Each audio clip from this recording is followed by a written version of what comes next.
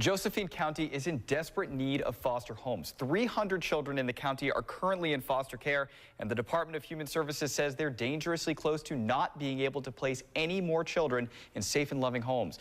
News Watch 12's Erin Maxon spent weeks meeting the families and the children who live this reality every day. She joins us now with a special look inside the foster care system. This is the first in a three-part series. You'll learn about the kids in the Josephine County foster care system and hear from the parents who open up their homes. And finally, you're going to learn what it takes to become a foster parent. Tonight, though, we focus on the children. There are hundreds of them, and many don't need a forever home, but they do need a home right now. And they are hoping that you have a heart for fostering.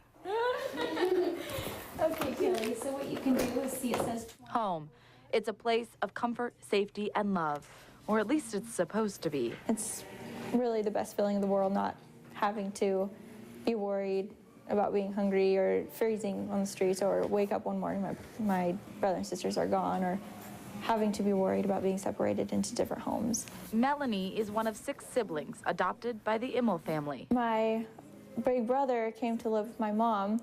And then we found out that he had siblings and that they had been in the system for quite a while and they were all separated. Victoria, she's the oldest of the 6 siblings. The Immels are a big family, 14 total. Mom and dad, 2 biological kids, 6 adopted kids, 4 foster kids, 2 in the process of adoption, 2 brand new grandkids too. Not everyone lives at home, but the house is always full. We'll go in the dining room. The 6 adopted siblings are very aware of how their world has changed. I do remember a lot of emotions, you know, being scared, you know, where am I gonna sleep, you know, or my brother and sister's gonna be gone in the morning when I wake up. It was really hard for them. They hated being separated. After 3 years with being with them, they adopted us, and we're all together now. The Immels are just one of many families who have opened their home to foster children. But there are so many more children than there are homes in Josephine County. The need for foster parents is urgent. Hundreds of children. 1 in 55 kids in the county are in foster care. 3 of them live here at the Rocks home. Another sibling group. Me too.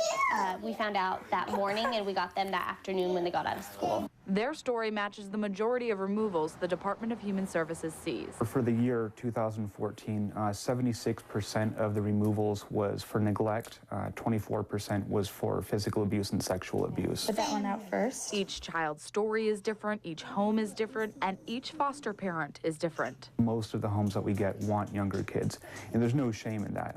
You know, there's always going to be a need for those. But Bob Hendrick with DHS says the need is greatest for sibling groups and teens and preteens. Okay, so you guys want to get down. A pair of sisters, currently at the Lumens house, meets both of those qualifications. With teenagers, there's just the stigma out there that they're going to be the unruly, problematic teenagers.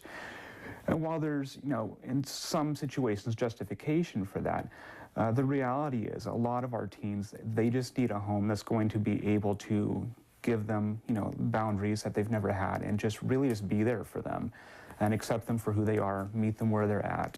23-year-old Melissa Scott wishes someone would have done that for her when she entered the foster care system at age 12. Melissa was never adopted and moved from home to home. From her first, it wasn't a safe environment, to a treatment facility. I was in there 20-something times. Eventually, aging out of the foster care system. I would definitely be a lot more successful, and I wouldn't have the issues that I still deal with. Anxiety, depression, and addiction among them. And she knows she is not the only child lost as a teen. I wish there was more people out there that are willing to, you know, give us a chance, you know. Some people look at us and think, oh, well, they're hellions. Melissa's life is a stark contrast to 16-year-old Melanie's, but their needs as foster kids were the same. They just made us feel like their own. Like, I've never felt like an outcast, you know. I've always felt like I was really actually born into this family, you know. I've never felt like I was adopted or, you know, not by blood. We just want to be loved. We just want someone to be there for us. Well, the goal for foster children is always to get them back with their biological parents or a relative, someone they know, someone who really knows them. That means after being in a foster home for many months or even years, they could leave. Now, that's another very emotional process, especially for the fostering parents.